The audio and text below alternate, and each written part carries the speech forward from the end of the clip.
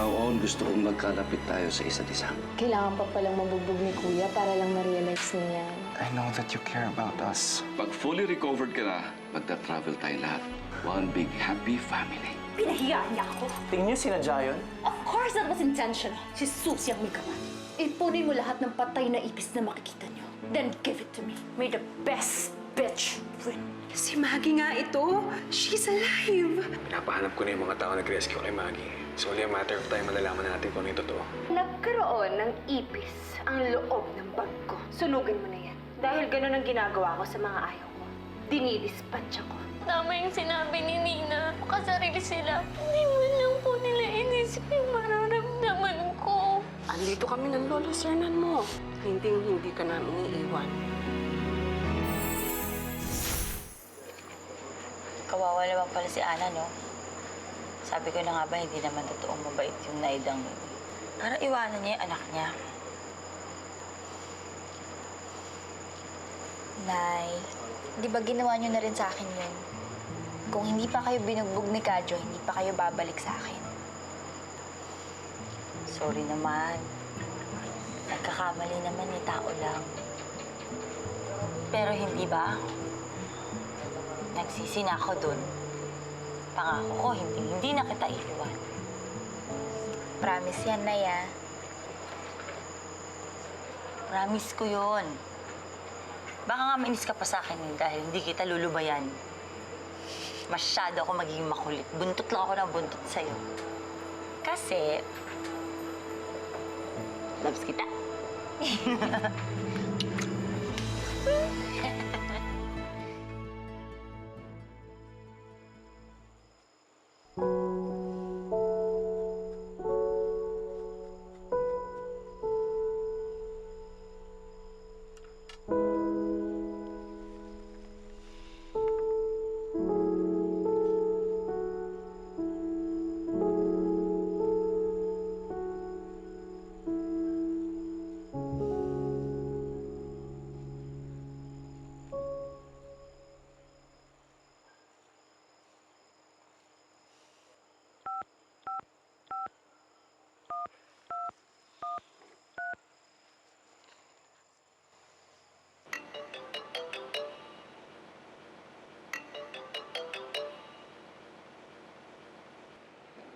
Hello, Nina.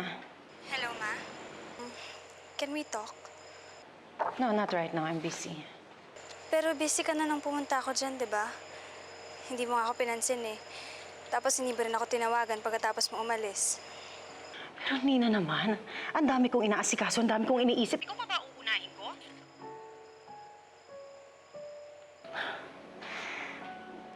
I'm sorry. Okay, I didn't mean it that way. It's just that... I know. Don't say it. Baka masaktan lang ako. Alam ko naman eh, hindi ako importante sa'yo. At huli ako sa priorities mo. Why do I even bother? Ampun lang naman ako, di ba?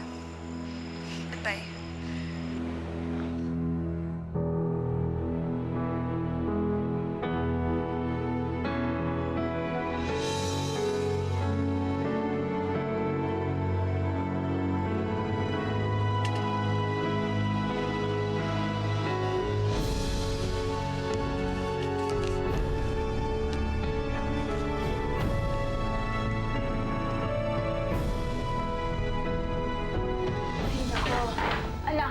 Ang sakit na likod, napagod din ako, ah.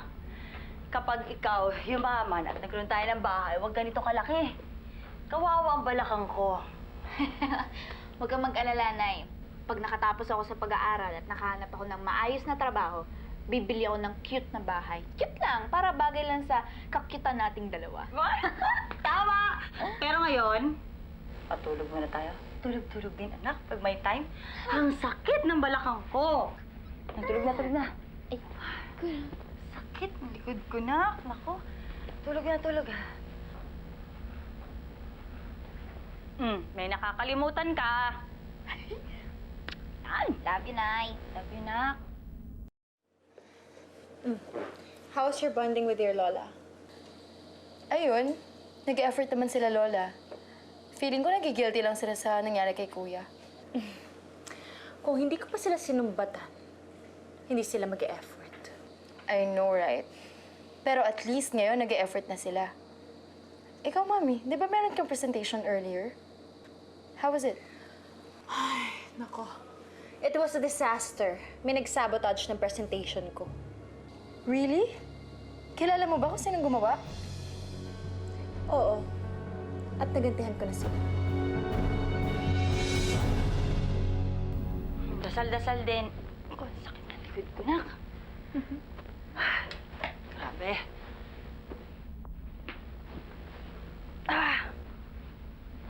Aray? Hoy, sarap. Nay, aray, may tumutusok sa akin, Nay.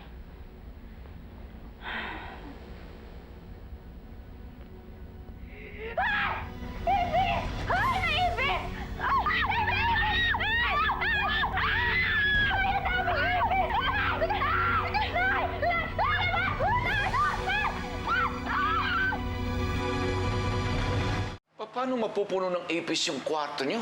Yung kama ninyo? At saka sino naman maglalagay ng mga yon? What happened? Heard screaming. Sir, ma'am, tinatanong niyo po ako kung sino nilagay ng ipis sa kama namin. Siya. What? Me? Dealing with ipis? I'm not some teenage prankster para gawin yun. Ruth, hindi ko naintindihan yung sinabi mo. Pero alam kong ikaw ang naglagay doon. Susie, may ebidensya ka ba? Wala po, sir. Pero siya lang naman ang galit na galit sa aming mag-ina eh. Pwede ba, Susie? Huwag kang mambintang, lalo na kung wala ka namang ebidensya. If I know, kaya pumunta ang mga ipis doon dahil gustong makiparty sa mga kauri nila. Ruth, that's very unnecessary. Pwede ba? Bangayan kayo ng bangayan, ah. Magkasundo naman kayo, please. Auntie, it's bad enough na magkakasama kami dito sa bahay. Please naman, huwag niyo kaming pilitin na makasundo yung mga yan. Fine. Huwag pilitin kung ayaw. Tama na away ninyo. Para kayong mga bata. Karen, Susie, doon muna kayo sa guest room habang nililinis ang kwarto ninyo. At nakikiusap ako sa inyo. Pwede ba? Ayoko na ng away sa bahay ko ito. I want some peace and quiet. Tama na!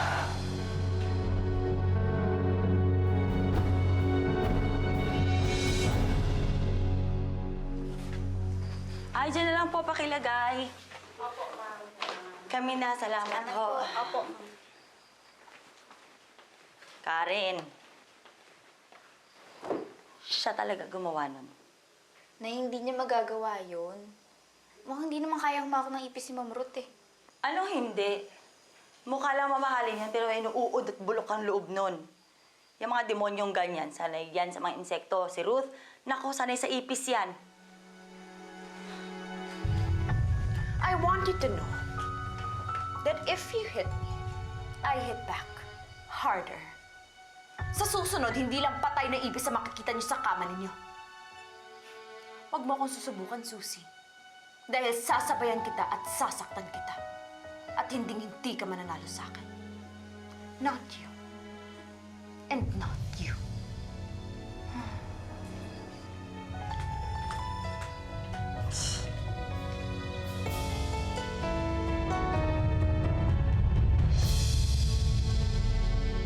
Eh, bakit kaya hindi ko lagyan ng daga naman yung kotse ni Ruth? Nay, ano ka ba? Pag ginawa niyo yun, baka ahas naman ang ilagay nun sa kama natin. Magagantihan kayo ng walang katapusan hanggat walang napapahamak. Ay, hindi ako mapapahamak siya. Nay, please, tama na. Ayoko na ng gulo, ha? Eh, ano? Sandali. Titigil na lang ako. Ganun-ganun na lang. Nay, opo. Please, tumigil na kayo, ha? Para matahimik na. Eh, sige na. Sige na. Bye, bye. Susie, Karen, good morning. morning. Look who's back.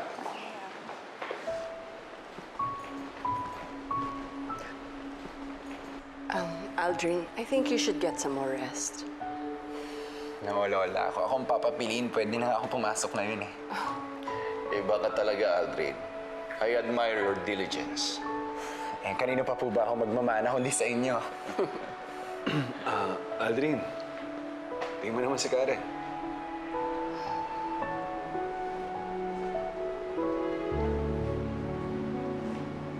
Hi, Karen. Wow! Looking good ah! Hindi mo na ako dinalaw sa ospital. Marami kasi akong inasikaso. Kailangan ko na rin pumasok sa school. Sige na. Ingat.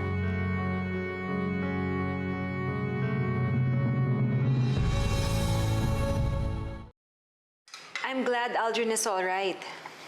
Oo, pero hindi pa rin siya pinapansin ni Karen eh. Siguro dahil na rin kay Ruth. Sobra yung galit niya kay Karen eh. Understandable naman yan dahil sa nangyari. Yeah, pero ako, I can't understand eh. Bakit tutol na tutol siya dun sa friendship ng dalawa? But no, ayaw ko na munang pakialaman yun eh. Especially na malapit nang mahanap si Maggie.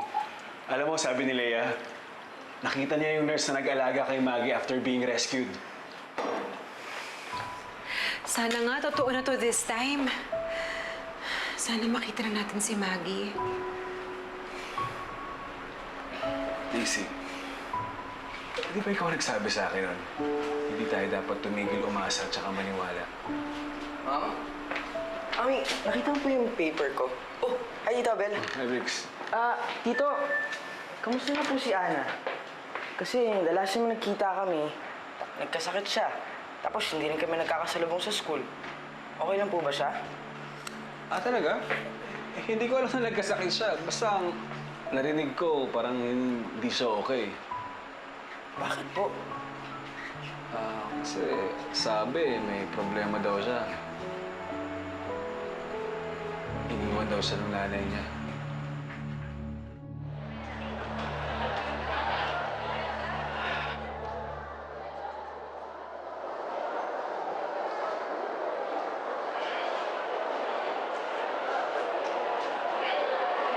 Ana?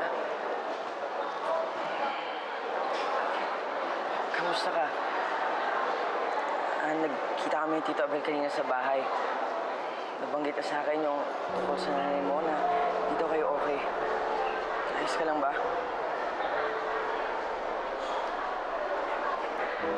Sorry, stupid question. Alam ko naman hindi ka okay. Ana, meron man akong magagawa para maging okay ka. Sabihin mo lang ha.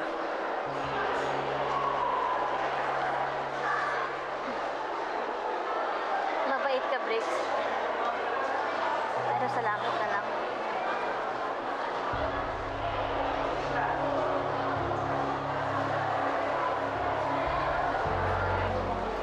Sige, Briggs, mauna na ako. Teka, Ana. May klase pa ako eh.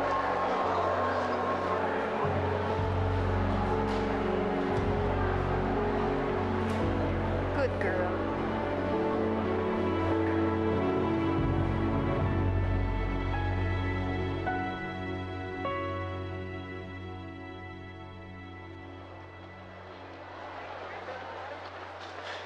Karen! Karen, bakit mo ba ako iniiwasan? Anong ginagawa mo dito? Tsaka paano ka nakapasok?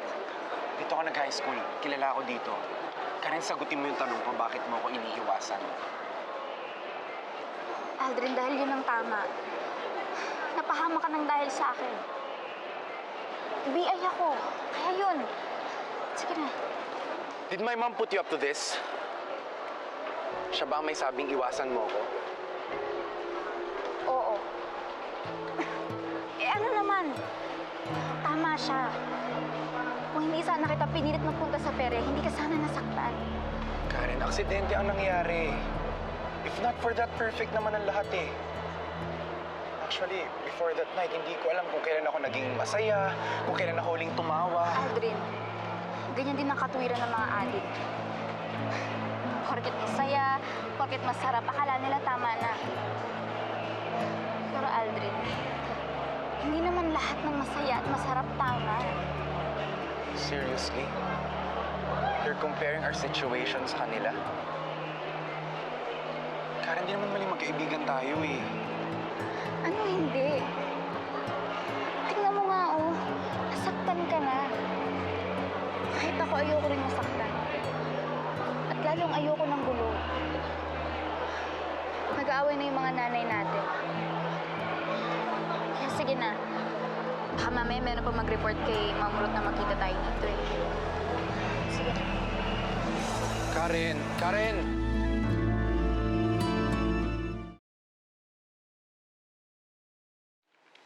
Bad trip. Bad trip talaga. Oh, bakit ka naman bad trip? May report ka bang hindi nagawa dahil nabugbog ka? Grabe. Adi ka talaga sa trabaho, bro? Hindi. Di trabaho iniisip ko. Si Karen. Iniiwasan niya kasi ako eh. Ha? Karen? Tama ba yung nadidinig ko? May iba ka nang iniisip kaysa trabaho? Yung pare, buti pa nga ang trabaho. Hinahabol-habol ka eh. Hindi ka iniiwasan.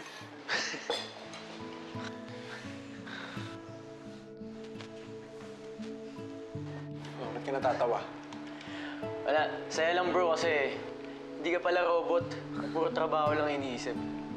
Nagka-crush ka din pala. Crush. Ako. Obvious kaya, Chong. Alam mo, hindi ka naman magkakaganyan kung hindi malakas yung tama mo kay Karen.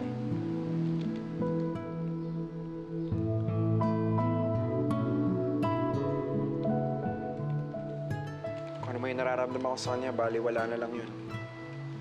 Hindi naman niya ako pinapansin eh. Ikaw naman, bilis mo naman gumive up. Palibasa, hindi ka masyadong sanay sa mga babae. Alam mo, madali lang yan eh. Daanin mo na lang sa diskarte. Tutulungan kita.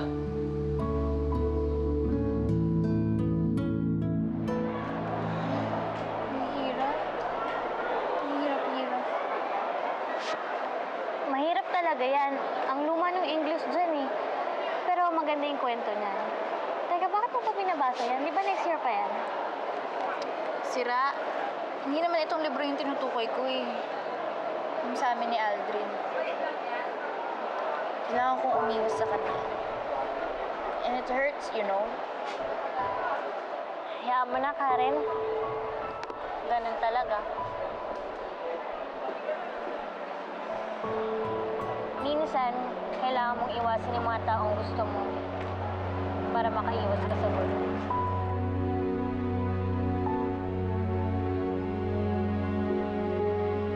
Nina, salamat at tinulungan mo akong mag-check nitong mga test papers niyo, ha?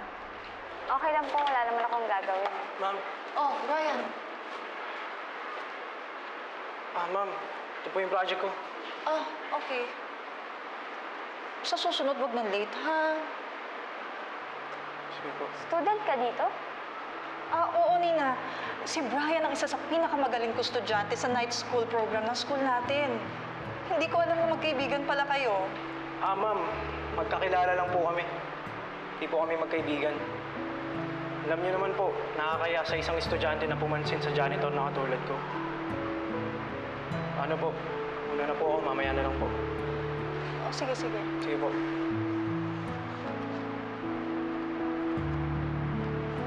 Nina, may problema ba kayong dalawa na dapat kong malaman? Inisa-isa ko ang bawat parts ng rescue operations ng lumubog na barko. At since 15 years nang nakalipas, wala nang ibang nakakakilala pa kay Maggie.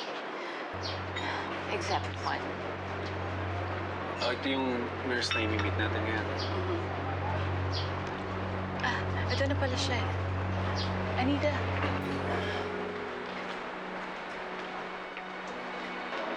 Anita, si Abel at si Daisy. Sila yung mga taong naghahanap dun sa taong pinag-usama natin. Magandang araw po. Magandang araw. Oo kayo. Salamat. Kilala po ba talaga si Maggie? Po? Hindi po. Hindi ko siya kilala. Ang sabi ko kasi ni Leia, kilala niya siya. Kayo daw po yung nag-alaga kay Maggie nung na-rescue siya. Hindi ko po alam na Maggie ang pangalan niya. Natandaan ko po siya dahil namumukod tangi ang kaso niya. What do you mean? Wala po kasi siyang maalala. Hindi niya alam ang pangalan niya at wala rin po siyang kilala. Noon lang po ako naka-encounter ng ganong kaso, kaya naalala ko siya. Ang akala ko po, sa TV lang nangyayari ang ganon. Wala ko siyang maalala. Ibig niyo sabihin meron siyang amnesia.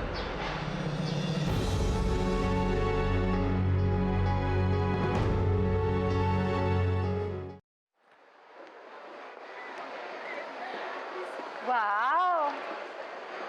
Ang sisipag naman palang mag-aral ng mga fake na Monte Claros. O baka naman ibang pinag-aaralan. Eh ano kaya? Landian 101? O baka naman Pokpokology? Sa bagay, expert naman sa landian to si Karen. Di ba, Karen? Nilalandi na kaya si Kuya? Kapal! At ito namang isa, nilalandi ang boyfriend ko. Mas makapal. Carla, pwede ba? Ayaw namin ng gulo. Guys, hindi naman ako nang gugulo. Nasa inyo na yan kung tatamaan kayo. Problema nyo na yun. Let's go, Jimmy. Bad trip talaga yung Carla. Kung hindi lang tayo sinabihan ni Lolo huwag siyang patulong, matagal ko na kinalbo yan. Ano na yan? Walang malis naman tayo.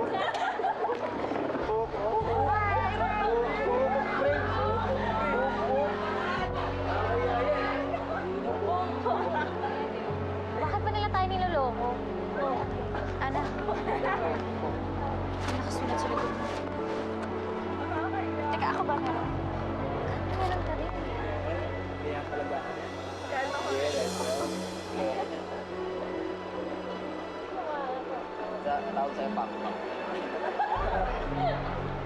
Sino naman kaya maglalagay nito sa likod natin? Tinatanong pa ba yan? Kanina niya mo na lang. Tama na yan. What's going on here?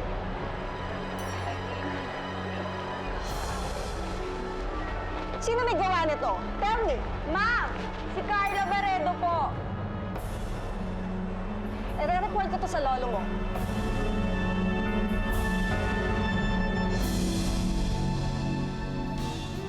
Nagka-amnesia si Maggie. Well, now that explains everything kung bakit di siya umuwi all these years. Well, yan ay kung talagang nagka-amnesia nga siya. Malalaman din natin yun soon enough. So, Leia, ano yung next step natin?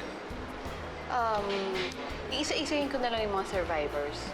Kasi ayon kay Anita, isa daw doon ang kumupkup kay Maggie. At ayon din kay Anita, pinalitan ang pangalan niya na Alice. Alice. Yun ang pangalan niya ngayon?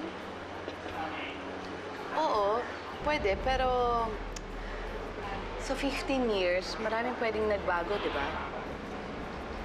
Malalaman lang natin lahat ng to kapag nakita na siya. Mahirap, pero posible. Good job, Leia. Salamat. Alam mo, makaramdaman ko, malapit na natin makita si Maggie. Kaya dapat huwag tayo mawala ng pag-asa. Alice, pasensya ka na talaga. Late ako. Sobrang kasing traffic. Alam mo ba, almost 2 hours ako nag-travel. Makarating lang ako dito. Ano ka ba? Ayos lang yun. Huwag ka na mag-explain naiintindihan ko. Ano ka ba? Pasensya ka na ulit na hindi na mauwi. Gusto mo ba kumain muna tayo bago tayo mag-ikot? Hindi ko alam. Saan ba masarap kumain? Ikaw, saan ba gusto kumain? Gusto ko alam. Hindi mo dapat pinahiya si Ana at si Karen ng ganito. Mga pinsan mo sila. You need to apologize to them. Pinagkakaisa niyo lang ako dito eh. Palibasa, hindi niyo ako gusto. Mag-sorry ka. Hayaan mo maniwala sila sa atin na nagpapakumbaba tayo. Nang sa ganun, they won't expect yung paghihiganti na hinahanda ko para sa kanila. Isa hanggang 2 patak lang ang pwedeng ihalo niya sa inumin. Pag sumobra, delikado. Lahat ng mga babae, pangarap nilang effortan sila ng mga lalaki. Pagkatapos ito, magiging girlfriend mo na si Karen. Una na ako sa loob kasi pag nakita pa ako ni Ma'am Ruth na kasama ni Aldrin, baka sakalin pa ako nun. This is just because I hate you so much. Tingnan lang natin kung malandi pa ng Karen na yan ang anak ko after this.